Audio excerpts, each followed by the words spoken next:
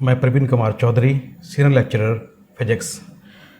स्वागत करता हूं आप सभी का आपके अपने चैनल फिजिक्स बियॉन्ड इमेजिनेशन में।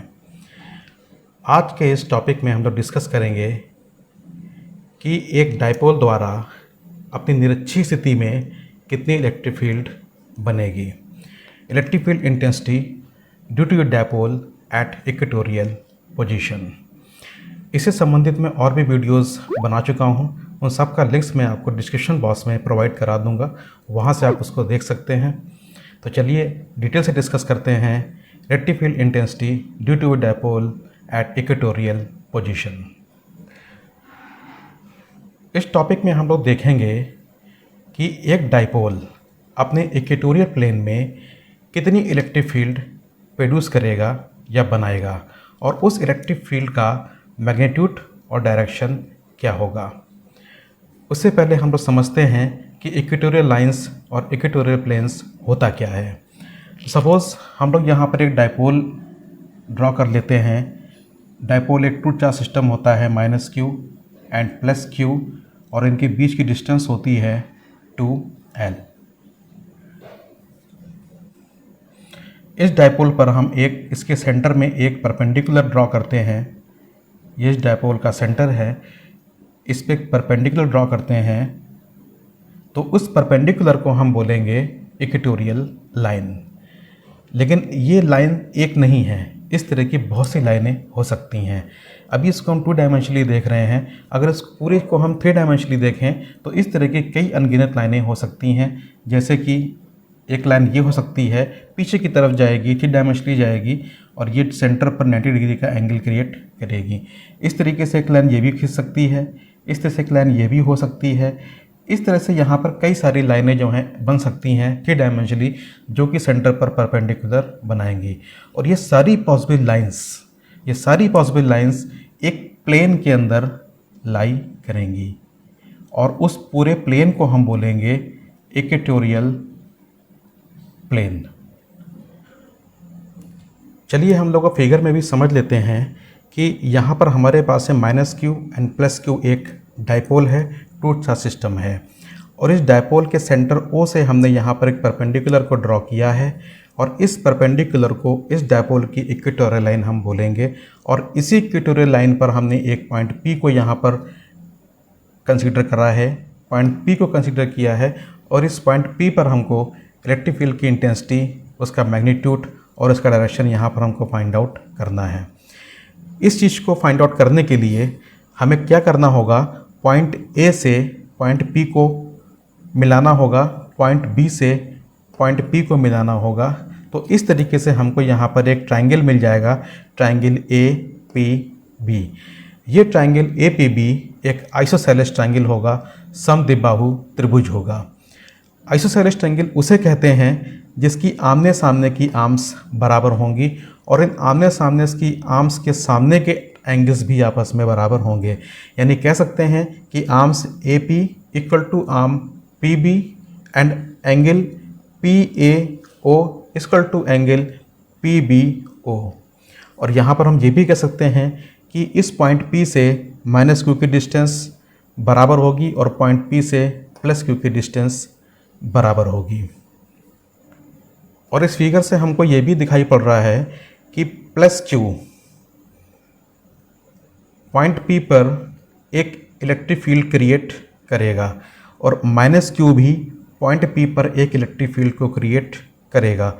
यानी कि +q और -q दोनों के कारण पॉइंट P पर एक नेट इलेक्ट्रिक फील्ड क्रिएट होगी, और उसी नेट इलेक्ट्रिक फील्ड की हमको मैग्नीट्यूड और डायरेक्शन पता करना है। अब हमें पॉइंट P पर इलेक्ट्रिक फील्ड का डायरेक्शन पता करने के लिए पॉइंट P पर एक यूनिट पॉजिटिव चार्ज को रखना होगा। एक यूनिट पॉजिटिव चार्ज एक काल्पनिक चार्ज होता है, जिसको हम यहाँ पर रखते हैं, ऐसा मानते हैं। तो जब हम पॉइंट P पर जो यूनिट पॉजिटिव चार्ज रखेंगे, तो उस चार्ज के ऊपर जो फोर्स अप्लाई होगा, उस फोर्स का डायरेक्शन ही इलेक्ट्रिक फील्ड का डायरेक्शन होगा। इसलिए हम यहाँ कह सकते हैं कि +q के कारण जो इलेक्ट्रिक फील्ड पॉइंट P पर बनेगा, उसका डायरेक्शन +q के अपोजिट होगा। जो E1 जो फील्ड बना है वो प्लस क्यू के कारण बना है पॉइंट पी पर, और इसका डायरेक्शन जो है वो इस तरफ होगा, यानी इसका डायरेक्शन प्लस क्यू के अपोजिट होगा, क्योंकि पॉइंट पी पर जो हमने कंसिडर किया था यूनिट पॉजिटिव चार्ज और प्लस क्यू दोनों पर सेम चार्ज है।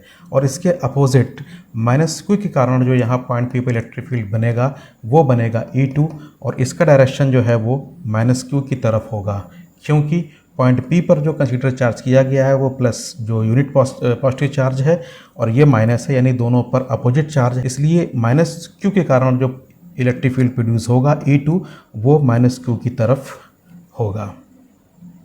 अब हम फिगर में ये भी देख रहे हैं कि E1 और E2 जो कि इलेक्ट्रिक फील्ड बनाए गए हैं प्लस क्यू और माइनस क्यू के द्वारा, इनका मैग्नीट्यूड क्या होगा। इन दोनों का मैग्नीट्यूड जो होगा वो सेम होगा, क्योंकि पॉइंट P से माइनस क्यू की और पॉइंट P से प्लस क्यू की डिस्टेंस जो है वो सेम है। अब हम E1 और E2 का रिजल्टेंट इलेक्ट्रिक फील्ड पता करेंगे। E1 और E2 का रिजल्टेंट इलेक्ट्रिक फील्ड पता करने के लिए हमको E1 और E2 को हॉरिजॉन्टल और वर्टिकल कंपोनेंट में डिवाइड करना होगा, रिजॉल्व करना होगा। तो हम मान के चलते हैं कि E1 और E2 का रिजल्टेंट इलेक्ट्रिक फील्ड है वो है E।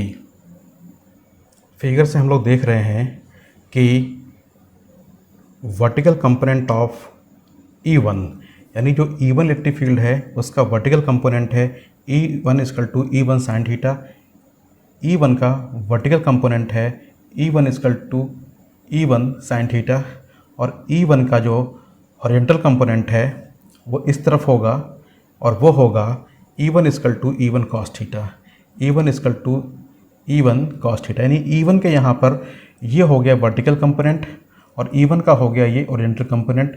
वर्टिकल कंपोनेंट हो गया E1 साइन थीटा और ओरिएंटल कंपोनेंट हो गया E1 कॉस थीटा।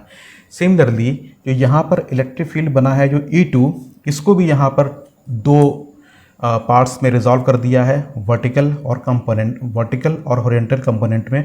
तो इसका जो वर्टिकल कंपोनेंट है E2 वो नीचे की तरफ है, ओरिएंटल कंपोनेंट E2 इस तरफ है, यानी वर्टिकल कंपोनेंट है E2 equal to E2 sine theta, E2 equal to E2 sine theta, and horizontal component of E2 है E2 equal to E2 cos theta.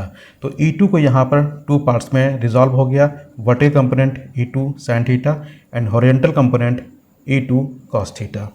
इस तरीके से जो है फिगर से हम लोग देख रहे हैं कि दोनों के E1 और E2 के हॉरिजॉन्टल और वर्टिकल कंपोनेंट हमको यहाँ पर मिल गए हैं। अब यहाँ पर ये देखना है, आप जैसा देख रहे हैं फिगर से, कि जो E1 के जो वर्टिकल कंपोनेंट हैं, E1 का वर्टिकल कंपोनेंट है E1 साइन थीटा, और E2 का जो वर्टिकल कंपोनेंट है वो है E2 साइन थीटा। यानी E1 का vertical component E1 sine theta और E2 का vertical component E2 sine theta, इन दोनों का मैग्नीट्यूड तो सेम है, बट इनका डायरेक्शन आप देख रहे हैं कि अपोजिट है। E1 का E1 sine theta vertical component ऊपर की तरफ है, जबकि E2 का vertical component E2 sine theta नीचे की तरफ है। तो इनका डायरेक्शन देखिए आपस में अपोजिट है, इसलिए ये दोनों एक दूसरे को यहाँ पर कैंसिल कर देंगे, ये यहाँ पर ख़त्म हो जाएंगे। यानी कि हमारे पास में E1 का वर्टिकल कंपोनेंट और E2 का वर्टिकल कंपोनेंट दोनों यहाँ पर कैंसिल हो गए, ख़त्म हो गए।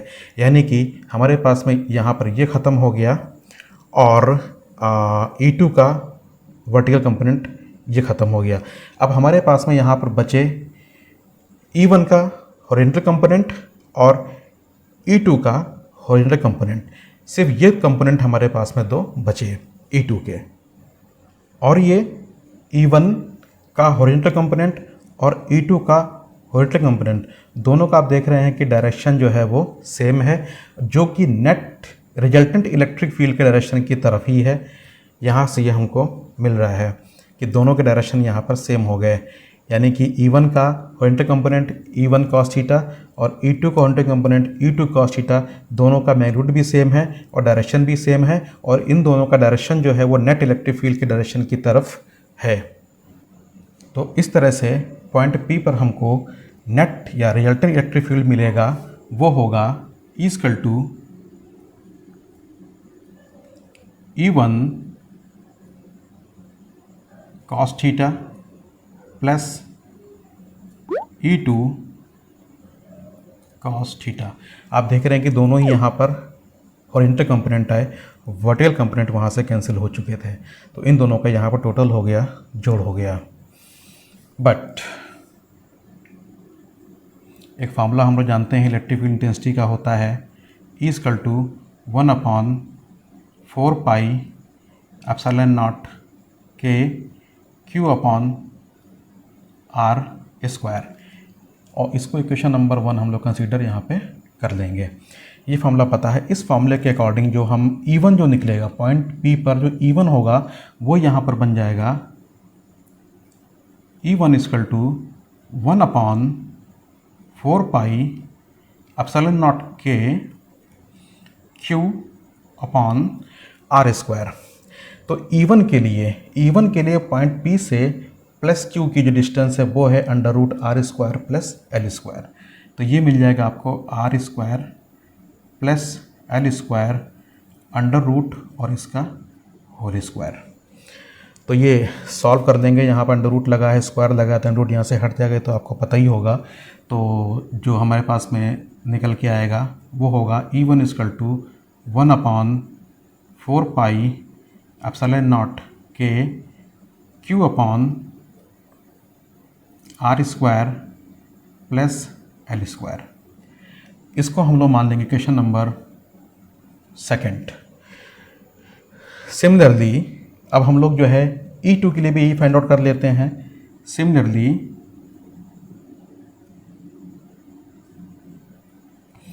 E2=1/4πε0 के Q/,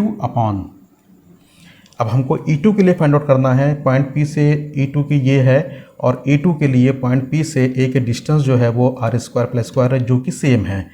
तो ये भी सेम हो जाएगा, और यहाँ पे स्क्वायर लगा है तो √ यहाँ पे कैंसिल हो जाएगा। सेम इक्वल ऐसे ही यहाँ पे मिलेगा हमको r² प्लस l², और इसको हम इक्वेशन नंबर 3 यहाँ पर कंसीडर कर लेंगे। Now putting the value from equation number 2 and 3 in equation number 1 we get, यहाँ पर हम इक्वेशन नंबर 2 और 3 से E1 और E2 की वैल्यूज़ को इक्वेशन नंबर 1 में पुट कर देंगे, और हम देखते हैं हमें क्या मिलता है। वो हमको मिलेगा E=E1 cos थीटा। E1 की वैल्यू है हमारे पास में दिस एंड cos थीटा, तो 1/4πε0 के Q/r² plus l², Q/r² plus l², और बाहर ये है cos थीटा प्लस E2 की वैल्यू हमारे पास में ये है और cos थीटा, यानी कि 1/4πε0 के Q/r² plus l² and cos theta. आप देख रहे हैं कि दोनों वैल्यू सेम है, इसलिए दोनों यहाँ पर ऐड हो जाएंगी, और हमको मिलेगा यहाँ पर E= दोनों ऐड हो जाएंगी, यानी कि ये हो जाएगा आपका 1/4πε0 के दोनों जुड़ जाएंगी, तो ऊपर मिलेगा आपको 2Q/r² plus l² and cos theta. इसको हम लोग इक्वेशन नंबर 4 कंसीडर कर लेते हैं। फ्रॉम फिगर से हम यहाँ पर cos थीटा की वैल्यू फाइंड आउट करेंगे। तो फ्रॉम फिगर जो cos थीटा की वैल्यू होती है, हम लोग को सभी पता है cos थीटा = होता है बेस अपॉन हाइपो। तो बेस हमारे पास में है ये, और हाइपो हमारे पास में है, यानी कि आधार बटे कर्ण। आधार है ये और कर्ण है ये, आधार है ये, कर्ण है, यानी कि L/√r² प्लस l²। तो मिलेगा आपको L/√r² प्लस l²। यही cos थीटा की वैल्यू में क्वेश्चन नंबर 4 में पुट कर देंगे, तो हमें मिल जाएगा यहाँ पर E=1/4πε0 के 2q upon R square plus L square, और ये कॉस थीटा की वैल्यू यहाँ से पुट कर रहे हैं तो ये मिलेगा हम लोग को L upon R square plus L square under root है, या इसको हम ऐसे भी लिख सकते हैं कि पावर 1/2। तो ये आप देख रहे हैं ये दोनों के बेस सेम है तो पावर आपस में जुड़ जाएंगी, तो हाफ प्लस 1 इक्वल टू 3/2। और ये 2ql है, ये हम जानते हैं कि dipole moment P equal to होता है 2ql। तो यहाँ पर 2ql की जगह पे P पुट कर देंगे और इन दोनों को सॉल्व कर देंगे और देखेंगे हमें क्या मिलता है। वो मिलेगा हमको E equal to 1/4 pi epsilon naught के 2ql की जगह पर हम यहाँ पे P पुट कर देंगे तो P अपॉन ये मिलेगा R square plus L square की power 3/2, R square plus L square की पावर 3/2। इसे इक्वेशन नंबर 5 हम यहाँ पर कंसीडर कर लेंगे। अब यहाँ पर हम लोग चीज़ देखते हैं कि आर स्क्वायर और एल स्क्वायर, आर यहाँ पर जो है पी से उसके सेंटर की डिस्टेंस है और जबकि एल जो है वो डायपोल के डिस्टेंस का हाफ है, प्लस क्यू और माइनस क्यू के बीच की डिस्टेंस का भी हाफ है, यानी इसके कंपैरिजन में ये जो डिस्टेंस है वो बहुत छोटी होगी। तो हम कह सकते हैं कि L is very less to R। तो R के कंपैरिजन में L बहुत छोटी है, इसलिए यहाँ पर हम क्या करेंगे कि L को यहाँ पर नेगलेक्ट कर देंगे, हटा देंगे। तो यहाँ हमारे पास में जो बचेगा वो बचेगा E equal to 1/4 pi epsilon naught के P अपॉन, इसको सॉल्व कर लेंगे हट जाएगा तो यहाँ मिलेगा आपको R3। और आप जानते हैं कि अगर हम एयर और वैक्यूम के निकालते हैं तो वहाँ पर जो है K की वैल्यू हम वहाँ पर 1 पुट कर देते हैं। तो for air and vacuum then K equal to 1, तो यहाँ पर से K इक्वल टू 1 हो जाएगा और हमको फाइनली यहाँ जो हमको रिजल्ट मिलेगा वो होगा E equal to 1/4 pi epsilon naught P upon R3, P upon R3। अब इसको हम इक्वेशन नंबर 6 मान लेते हैं और यही जो है वो इलेक्ट्रिक फील्ड इंटेंसिटी का डायपोल के कारण इक्वेटोरियल प्लेन में मैग्नीट्यूड है। हमको यहाँ पर दो चीज़ें फाइंड आउट करनी थी, इलेक्ट्रिक फील्ड इंटेंसिटी का मैग्नीट्यूड और उसका डायरेक्शन। तो हम लोगों ने इक्वेशन 6 से हम देख रहे हैं कि हमको यहाँ पर इसका मैग्नीट्यूड मिल चुका है और डायरेक्शन भी हम यहाँ फाइंड आउट कर चुके हैं कि जो डायरेक्शन जो होगा वो इस तरफ होगा, यानी कि वो डायपोल एक्सेस के पैरेलल होगा और प्लस क्यू से माइनस क्यू की ओर होगा। तो ये था electric field intensity due to the dipole at equatorial position का डेरिवेशन। उम्मीद करता हूँ कि ये पूरा डेरिवेशन आपको अच्छे से समझ में आ गया होगा। इसके बावजूद भी अगर आपको लगता है कहीं कोई कन्फ्यूज़न है या कोई चीज़ समझ में नहीं आ रही है तो आप मुझे कमेंट करके पूछ सकते हैं और फेसबुक पे और मेरे इंस्टाग्राम आईडी पर भी मुझे आप फॉलो कर सकते हैं। तो चलिए अब मिलते हैं किसी और नए वीडियो लेक्चर में। Thank you.